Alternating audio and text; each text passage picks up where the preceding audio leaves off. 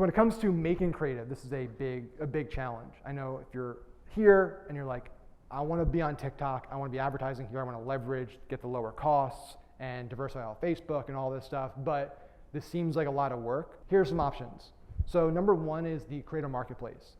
This is pretty cool. So it's basically a site that TikTok built. You can go on to it and basically search all their top creators. You can create a project. So let's say you have let's say you're Monster Energy, right? And I want to do a campaign promoting my new Monster Ultra Sunshine. This is not new, it's been out for years, but let's pretend this is a new product. I'm going to create a new campaign. I'm going to give it a title, description, a start date, what I'm looking for. You can either set your rate there or you can make it negotiable. So they have to reach out and then you guys can discuss price. That's what I recommend. And you can either invite creators to be on it or you can leave it open to apply and people will start reaching out. So we've been doing it we do a lot of stuff now in the EDU and refi space on lead gen. So we're basically creating campaigns here for EDU for refi. And we're getting people coming in saying, hey, I'll shoot a video for you for $20, $50, whatever it might be. And so this is a great way to get creative from actual creators on the platform, but they're not gonna be like mega influencers, right? They might be super expensive. This is just like everyday TikTok users as well, which is pretty cool. $20, $50? It depends. That's the beauty of being able to kind of negotiate, right? Is that some people are gonna reach out and it's like, that's what I'll charge.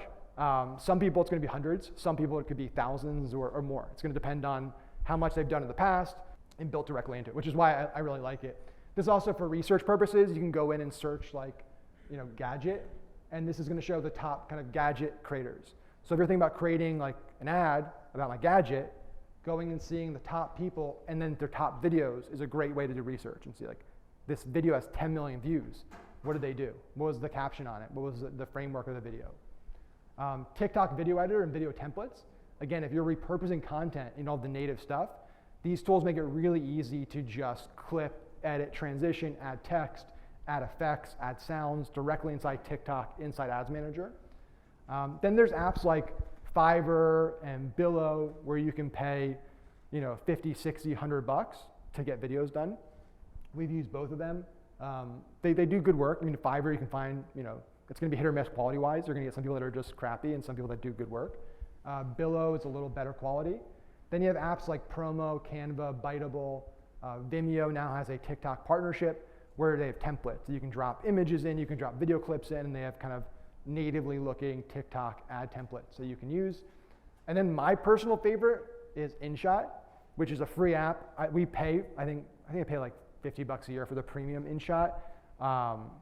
It's a great iPhone. It's literally an iPhone app that lets you do trimming, add captions, add stickers, add animations, add all kinds of cool stuff, export it directly to Dropbox or just save it to your phone. What's cool about Inshot is you can import fonts. So Proxima Nova Semi-Bold is what TikTok uses. So if you want to create captions that look just like they do inside TikTok, you can just import the font, it's free, and now you have native looking text captions. The only difference is TikTok on the captions, the box gets narrow based on the length of the text, so it's 2 lines, like one like this and one like this. With TikTok, it doesn't do that. With Inshot, it doesn't do that, so that's a subtle difference I notice because I get really OCD about stuff. Most people aren't gonna notice. And then if you wanna pull videos, so let's say you search your brand's hashtag and you see a bunch of influencers, and depending on whether you wanna be, we have 2 different schools of thought with brands with us now. ClickFunnels, their lawyers are pretty conservative. So they're like, we need to reach out to them, we need to get contracts signed, we need to get them to do all this, rights. Other brands are like, just go pull it, and if they reach out to us, we'll deal with it. So depending on your brand, if you're on the second part, you can literally just go to the video, click the 3 dots in the bottom right, grab the link, go to this website, snaptik.app, drop the link in there and click download. It'll export the video without the watermarks. Because that was one of the best guerrilla marketing tactics that TikTok did in the early days, was allowing you to share it on all their social media platforms, but they all have the TikTok watermark, right?